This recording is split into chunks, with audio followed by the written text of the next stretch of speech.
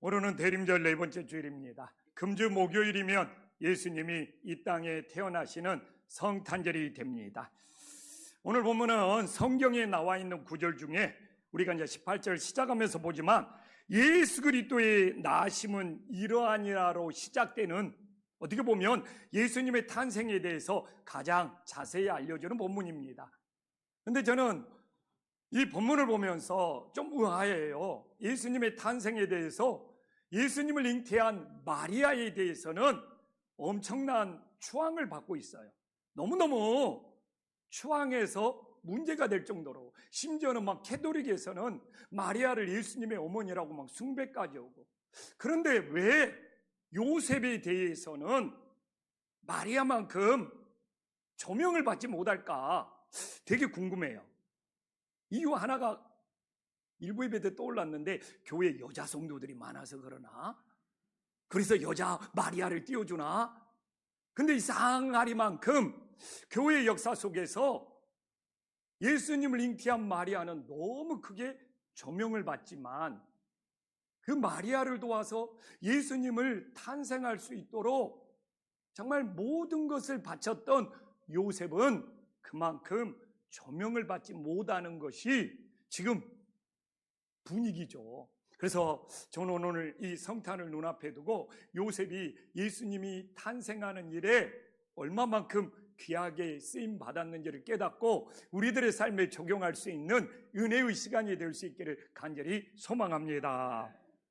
오늘 이제 18절에 나오지만, 이제 유대 사회에는요, 약혼을 하면 오늘날 혼인신고와 똑같습니다.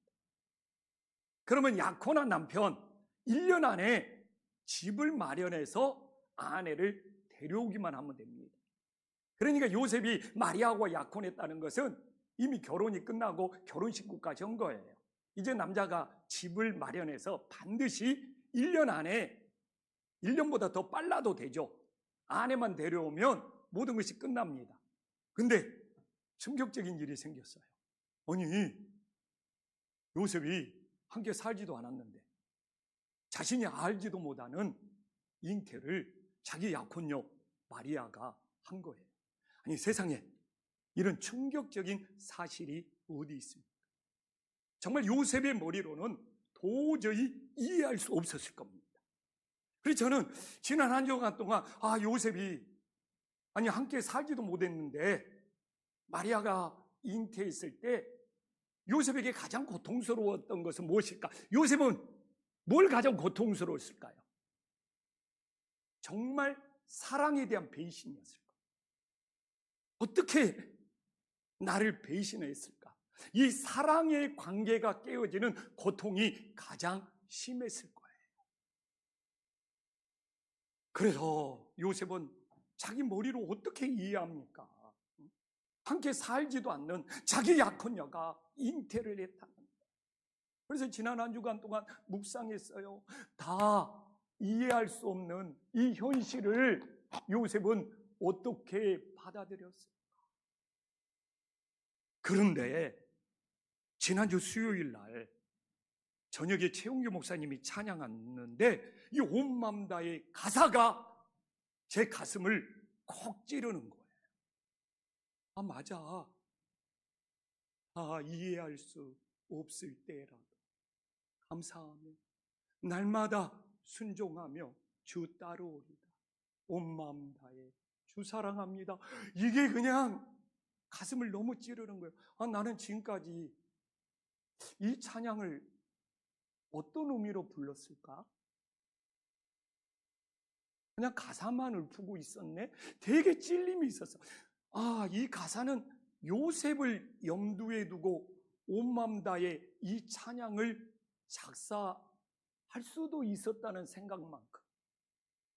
그래서 요셉이 다 이해할 수 없을 때라도 감사하며 날마다 순종하며 주 따르오리다. 온 마음 다해 사랑합니다. 나는 어떤 의미로 지금까지 이 찬양을 좋아한다면서 노래를 부르고 있었지? 우리 성도님들, 성탄은 정말 제가 말하지만 다 이해할 수 없는 사건입니다. 그럼 우리가 다 이해할 수 없으면 예수님의 태어나심을 배척하고 예수님이 구원자가 안 되는 겁니까? 저는 우리 아내랑 살지만 이제 내년 1월이면 우리 아내랑 30년을 삽니다. 우리 아내 다 이해하지 못해요. 막 어쩔 때는 저 여자 도대체 누구야? 30년을 살았는데 어떻게 내가 모르는 것이 아직도 있어. 다 이해할 수 없어. 우리 요새 우리 30년 살아가는 우리 수정이 왜 이렇게 요새 깜빡깜빡 잘하는지 내 안에 도저히 이제 믿을 수가 없네. 그러나 우리 아내를 사랑하는 마음은 더 깊어지고 있어요. 지금까지 나랑 살아준 것이 너무 고마워. 그러면 내가 다 이해할 수 없다고 해서, 내가 다 믿을 수 없다고 해서 그 대상을 사랑할 수 없는 것이 아니라는 것을. 나는 우리 아내랑 30년을 살았지만 지금까지도 그 여자를 다 이해하지 못할지라도 이제는 요새는 너무 깜빡깜빡 잘해가지고 다 믿을 수가 없을지라도 너무너무 사랑해요. 그렇구나. 그래서 오늘날도 세상이 내가 다 이해한 대로 돌아가냐. 저는 이 땅에 태어나서 이제 60을 바라보고 있지만 이 세상은 온통 내가 다 이해할 수 없는 것들이 너무너무 많다는 것. 그래서 성탄은 다 이해할 수 없는 일이 일어났어요. 그럴 때 우리는 다 내가 이해할 수 없다고 괴로워하고 고통스럽고 나는 이해할 수가 없으니까 받아들일 수 없어, 사랑할 수 없어, 이렇게 살아야 되냐. 정말 요셉처럼 다 이해할 수 없을지라도 감사하며 날마다 순종하며 주 따라오리다. 이게 진짜 온 마음 다해서 주님 사랑하는 거 아닙니까?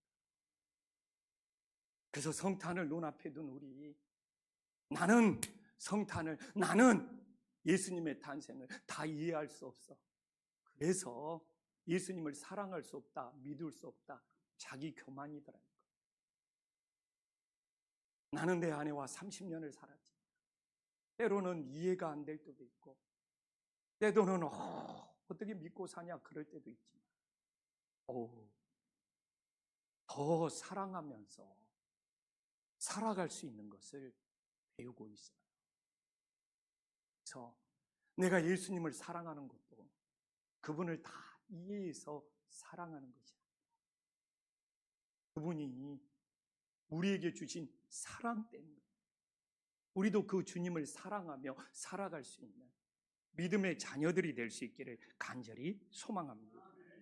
근데 요셉을 보면 오늘 19절에 요셉의 두 가지 성격. 하나는 요셉이 의로운 사람이에요. 이 요셉, 여기서 의롭다는 것은 율법을 열심히 지킨다는 거예요.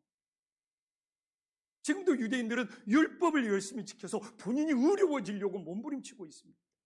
근데 이제 성경 헬라어 원어를 보면 또 하나의 마음, 그가 드러내지 않고 가만히 끌고자 하는다는 것은 지금 두 마음이 갈등하고 있다는 거예요. 헬라어 원어를 보면 나와 있어.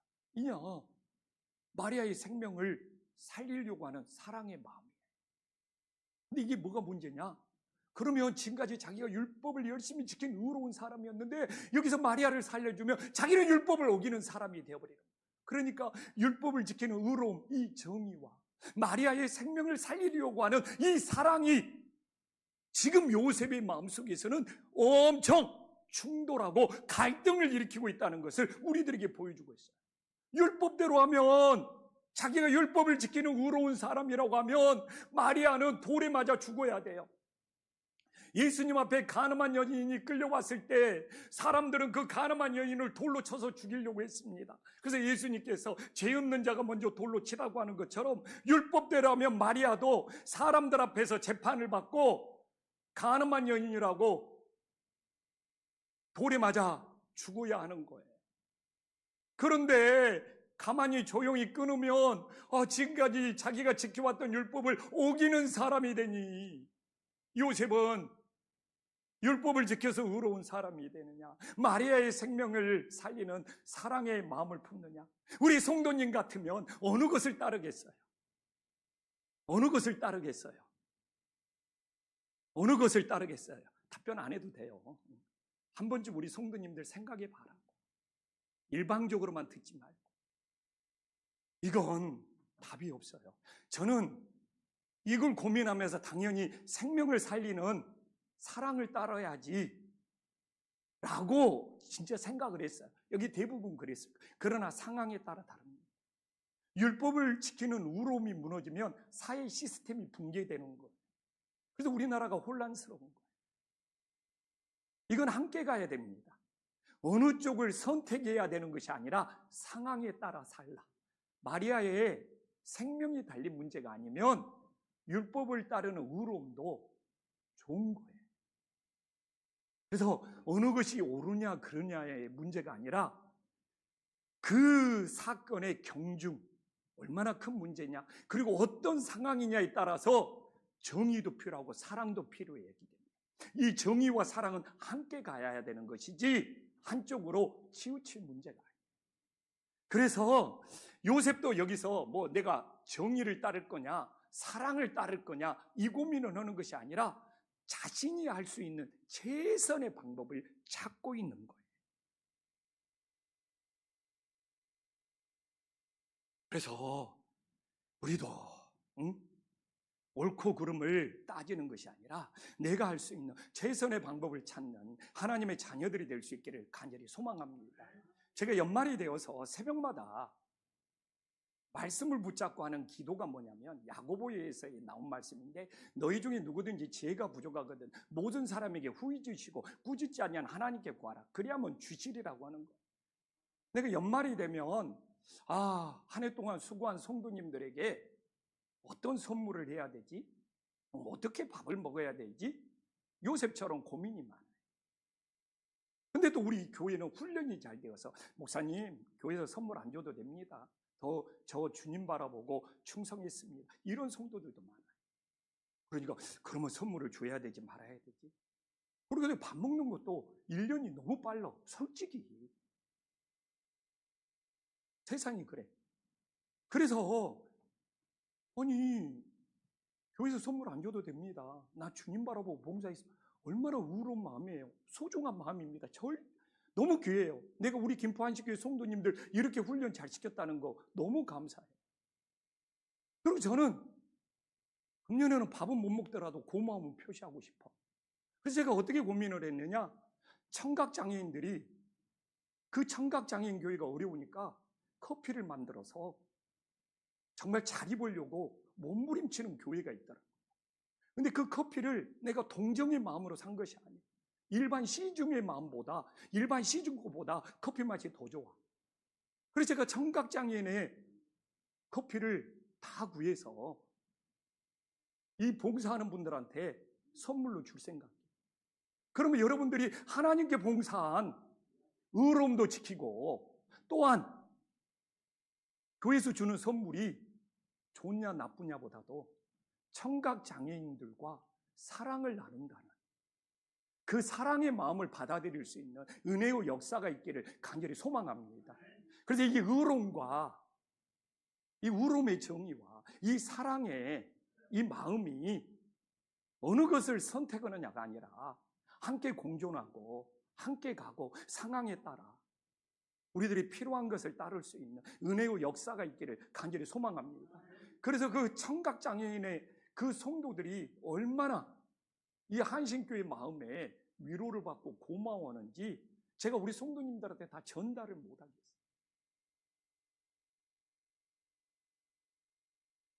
그래서 우리는 다 이해할 수 없어요.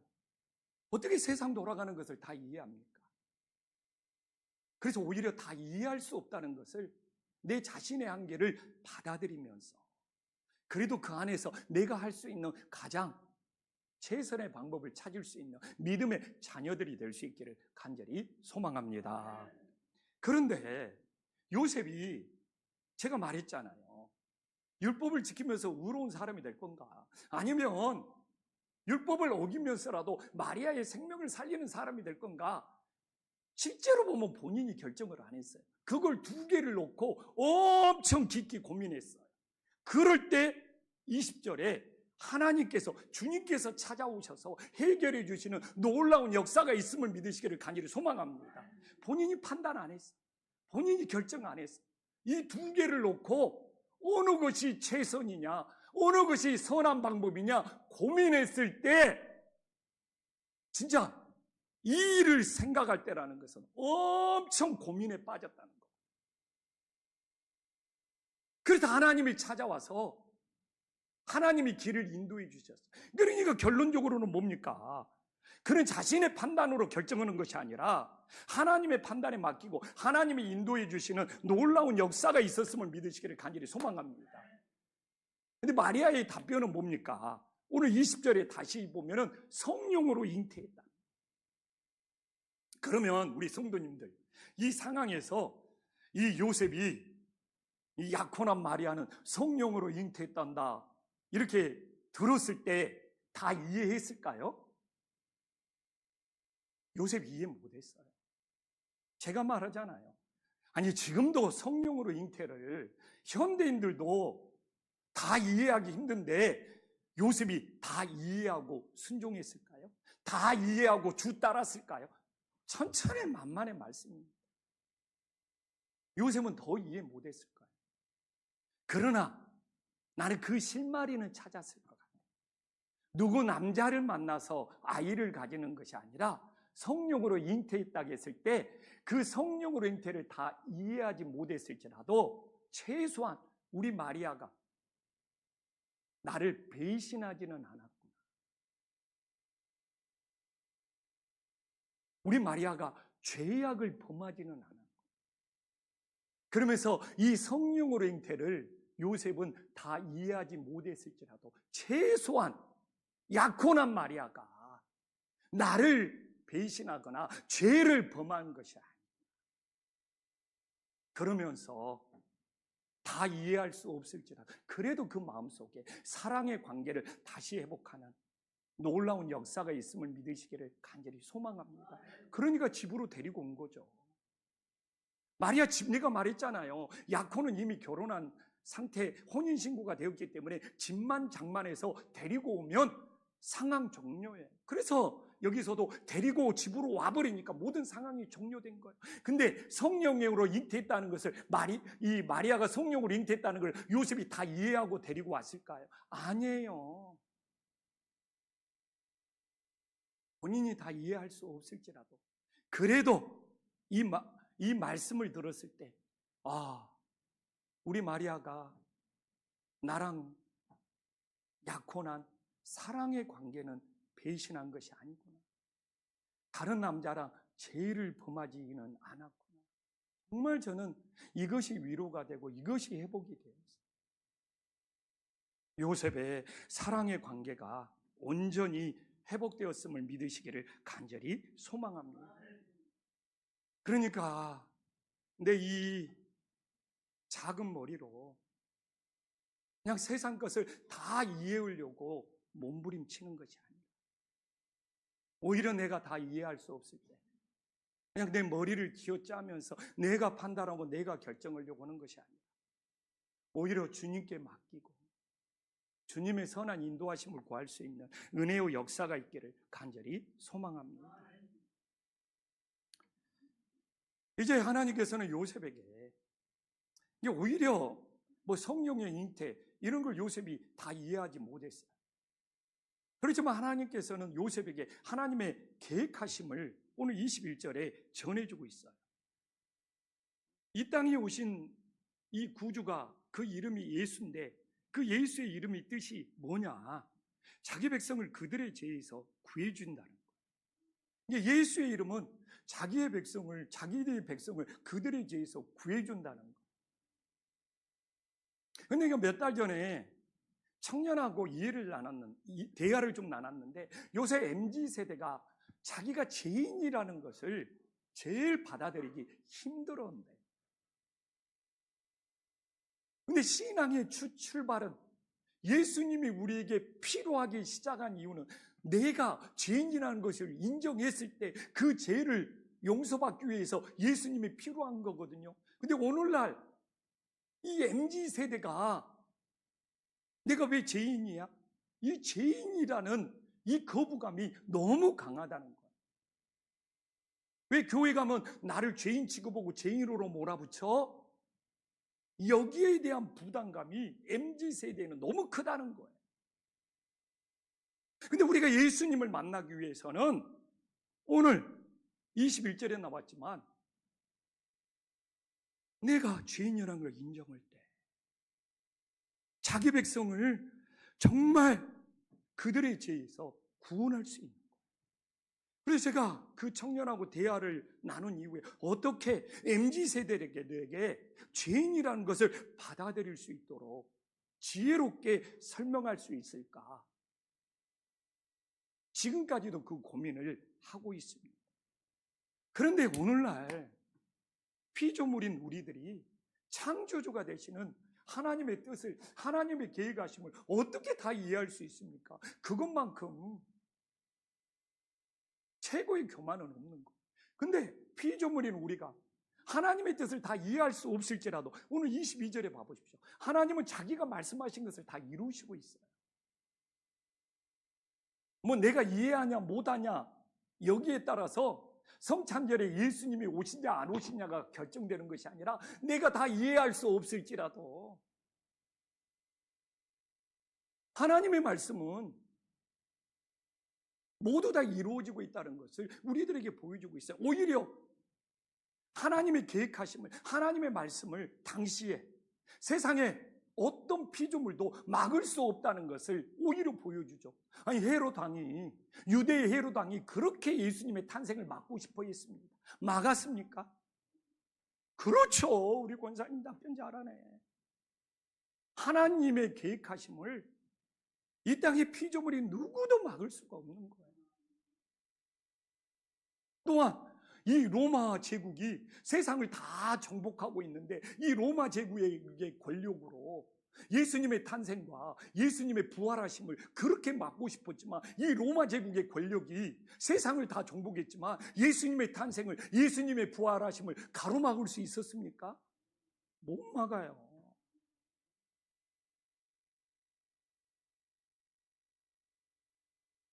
그래서 오늘도 성탄을 눈앞에 두고 성령으로 잉태가 뭐냐? 우리들이 다 이해할 수 없을지라도 하나님께서 계획하신 일을 하나님의 때에 하나님의 방법으로 이루시고 있는 것이 최고의 성탄의 증거가 됨을 믿으시기를 간절히 소망합니다. 근데 여기서 요셉이 성령으로 잉태를 다 이해하지 못했지만 오늘 24절에 보면 이 분부대로라는 것이 너무너무 중요한 말씀입니다. 이 분부대로라는 것이. 우리 옛날에 왕이 명령을 내리면 신하가 분부대로 받들게 싸움나이다. 이런 사극 한 번이라도 봤어요? 안 봤어요? 아유, 저 이쪽 줄만 보고 이쪽 줄은 TV도 안 보고 성경만 보시나 보네. 이 분부대로라는 것은 토시 하나 틀리지 않게 그대로 그 명령을 따라 행하겠다는 거잖아요. 이 분부대로는 내 계산 어떤 것도 집어넣지 않겠다는 거잖아요. 이 분부대로는 더하거나 빼지 않고 있는 그대로 순종하겠다는 거잖아요. 야, 근데 어떻게 이렇게 다 이해할 수 없는데 이 분부대로 다 순종할 수 있겠습니까? 그게 저는 그래요. 마리아를 향한 사랑의 마음이고 하나님을 향한 순종의 마음은 내가 다 이해하는 것보다 더 우선이 될 수 있다는 것을 우리 요셉이 보여주고 있는 거예요. 그래서 나 다 이해하지 못해서 성령의 잉태 안 믿고 예수님 안 믿겠다. 그 사람이 믿기 싫어서 안 믿는 거지. 우리는 다 이해할 수 없어도 예수님을 사랑하고 주님이 우리를 구원하시려고 이 땅에 오신 것은 사실이잖아요. 십자가에서 죽으신 것도 사실이잖아요. 내가 다 이해할 수 없어도 예수님의 사랑의 마음은 알 수 있잖아요. 그러니까 우리는 그 예수님을 얼마든지 믿을 수 있는 거예요.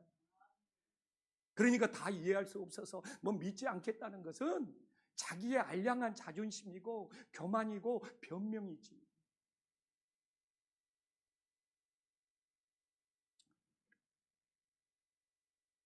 어제 이제 금주에 신학자와 목사님과 과학자, 세계에서 유명 과학자가 대화를 나누는 걸 들었어요.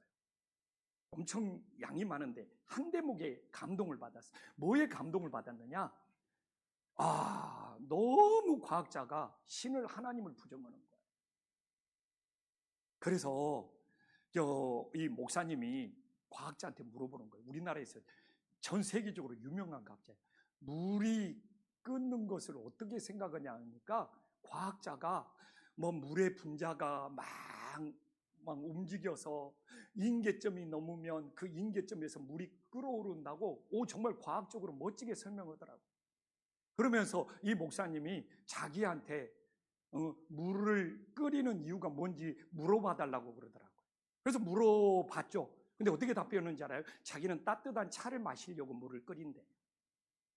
그러면서 과학자한테 내 대답이 틀렸습니까? 과학자가 틀렸다는 말을 못해요.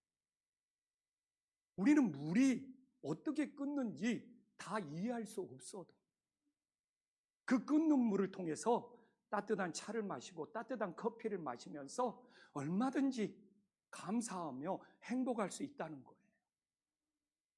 그러면서 그 목사님은 오히려 그릇이 커요.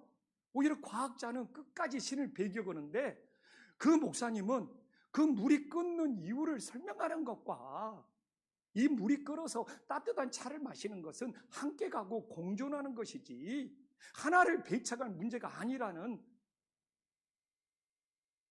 근데 오늘 이 세상을 살면서 저도 이렇게 물을 마시고 있는데, 따뜻한 물을 마시고 있는데 이 따뜻한 물이 어떻게 해서 끓는지 그걸 다 이해하고 마시는 사람이 많습니까? 아니면 이 물이 끓어서 따뜻한 차를 마시고 커피를 마시고 그런 사람들이 더 많습니다. 그러니까 요셉이 분부대로 순종한 것도 물이 왜 끓느냐 그걸 다 이해하고 순종하는 것이 아니라 사랑의 마음인 거예요.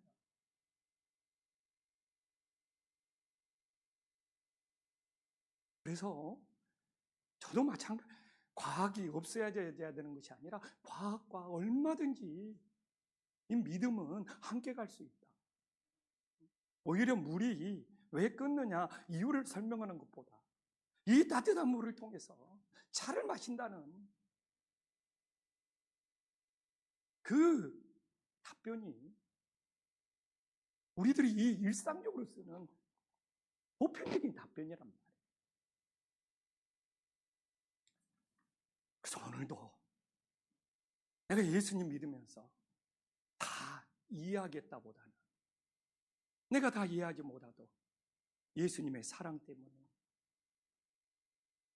또한 우리가 받은 은혜 때문에 또한 물이 끓는 이유를 모를지라도 그것이 주는 따뜻한 차 한 잔에 감사함이 넘칠 수 있는 믿음의 자녀들이 될 수 있기를 간절히 소망합니다. 이제 하나님 말씀 정리해 볼게요. 오늘 본문에서 두 가지 이름과 칭호가 나와요.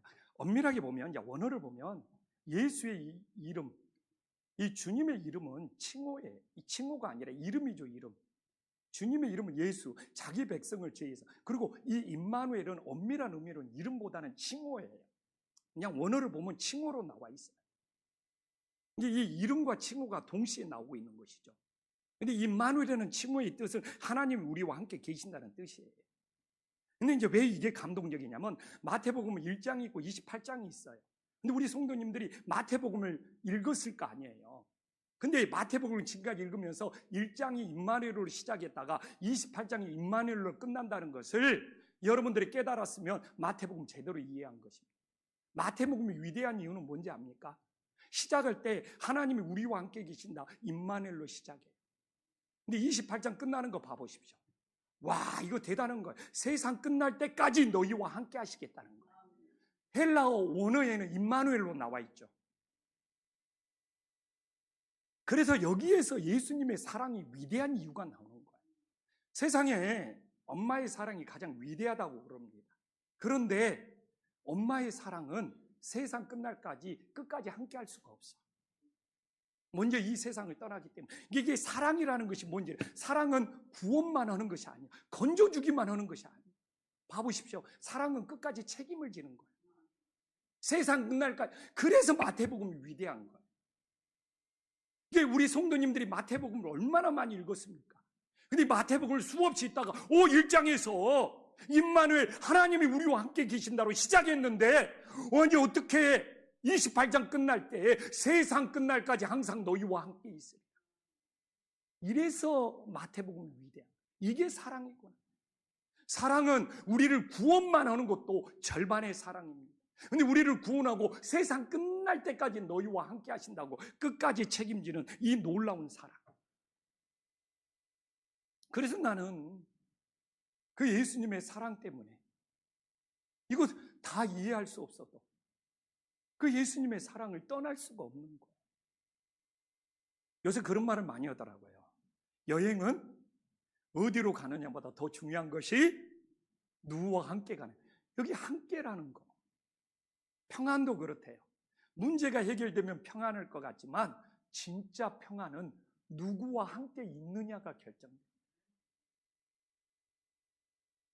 그러면 대림절이 뭐냐? 교회 절기 중에 제일 애매한 것이 대림절이에요. 대림절이 예수님을 기다리면서 내 인생을 누구와 함께 할지를 결정하는 시간이래. 나 같은 사람은 예수님과 이미 함께하는 것을 결정했어요. 20살이 되기 전에. 근데 지금까지 이 대림절을 보내면서 예수님과 함께 했던 지금까지의 시간이 다 은혜고 감사하고, 앞으로 내 남은 생에도 이 대림절에 우리와 함께 하시려고 오신 그 임마누엘 주님과 함께 하겠다는 것을 고백하며 결정하는 시간이 대림절이라는 거예요. 그래서 우리가 왜 성탄절에 반드시 대림절을 지켜야 되느냐? 내 인생이 지금 누구와 함께 하고 있는, 앞으로 남은 인생을 누구와 함께 할 건지 이걸 결정하는 시간이 대림절이라는 거예요. 요새 여행도 어디로 가느냐보다도 누구와 함께 가느냐가 중요해요. 사람의 진짜 평안은 문제도 해결이 돼야 되지만 내가 누구와 함께 있느냐가 진짜 평안을 결정하는 것처럼 이 대림절이라는 것이, 왜 이 한 달을 보내면서 지금까지 내 인생은 누구와 함께 해왔습니다. 앞으로 남은 인생은 누구와 함께 할지를 결정하는 시간이 대림절이다. 이걸 결정하시고 다가오는 목요일 성탄절에 우리는 자기 백성을 그들의 죄에서 구원하는 예수님과 함께하는 임마누엘 성탄이 될 수 있기를 간절히 소망합니다.